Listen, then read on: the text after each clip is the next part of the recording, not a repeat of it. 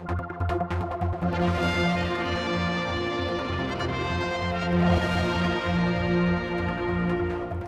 almost 3 weeks since the floods that devastated shops up here in Ramsey, and I'm with Michael Skelly from Lezayre Landscapes.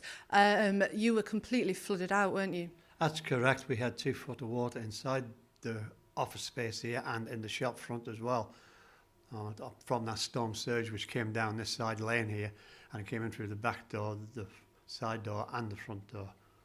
Now, we're in your back office now, and I must say it looks much improved on 3 weeks ago when it was just in such a terrible state. How are you getting on with your clear-up operation? We've come to a standstill at this very moment because we're waiting for the payout from the insurance people. The insurance people have promised us a certain ceiling on the payout so that we've got everybody all on standby. So that cheque has already been authorised and it should be on its way from the insurance company. Everybody who's given us prices, we've gone back to them and explained the situation, so everybody's all on hold. But quite a number of them are, of course, they're quite busy, so they're going to try and fit us in as and when that we give them the green light on it. I'd see from just looking outside in Parliament Street that quite a few local shops are still closed. Yes, that's correct. They're still closed because they're in the situation for us because they're waiting for payouts from the insurance and they're still waiting for 1 or 2 final prices to come in because the insurance companies are generally fair, but then they want more than one price. They want 2 or 3 prices, and when other people are a bit slow in giving prices, so there's a hold up all round. Ramsey has flooded before. Parliament Street has flooded before. You told me that the last time we spoke. What made this flood different? Why was this one so devastating? This flood was a completely different one from last time because the last one was 12 years ago, and the government keeps saying it's a 50-year flood, but they contradict themselves because this was a surge. Because I was watching the flood in the street here, quite happy, and then said to myself, I have enough sandbags down the side here, but there wasn't enough sandbags for everybody all around because people were taking sandbags for out-of-town places, and people were pinching other people's sandbags on this back lane here.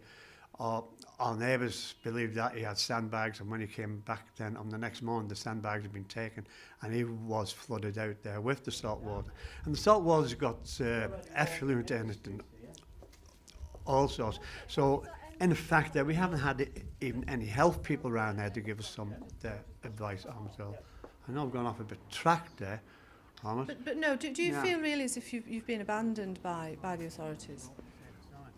I was down the bottom end of the quay on the Friday watching it, and then it started coming up through the drains down on Market Square because all the drains in the street here, I've got no stopcock to stop the tide coming up the drains and then flooding on the street, which has happened on quite a number of occasions. And then as soon as I seen that, I came up here, checked my sandbags, seeing that they were all right, and then I said, so, well, if it's a flood, I've got enough sandbags. But when I was in the street looking up this lane here, there was a surge came up this lane, and the surge was approximately between 18 to 24 inches high surge, came down this lane, and then it flooded everywhere, and then it went out through then into Parliament Street, and then it settled itself. It didn't go away, and then it started rising and rising.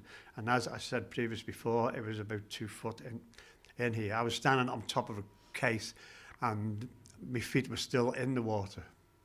Now, Ramsey and Castletown were the worst affected places, and this week the Castletown MHK Richard Ronan has called for a proper sea defence programme to be put in place. Would you agree with that? I agree with that. Even if this lane was just blocked off with a couple of tote bags, that would have helped quite a lot. We have asked on the commissioners about blocking off the lane on the next flood, which is on the 1st and 2nd of February, but we've been told is a public right of way, and you would have to get a court order for that to block off the public their right of way on it. There just seems to be quite a lot of red tape. Then we asked for the skip to be put in the street, and they said, no, you've got to have a 72-hour notice for putting the skip in the street. So they put the skip on the farmer's combine compound. So you say this is due to happen again on the 1st and 2nd of February. What are you doing to prepare for that? Well, we've got marine ply, and we're going to block off this lane regardless of what anybody else tells us from the government. we've got marine ply to block off all these doors and then put the sandbags. The sandbags are still here in this lane because we requested from the DOI gentlemen there to of course, leave them there, and they were quite happy to leave them there for our next flood, which is, the next flood is about 1/5 of a metre higher than what the one in February, if you go by the Lezayre tide table charts.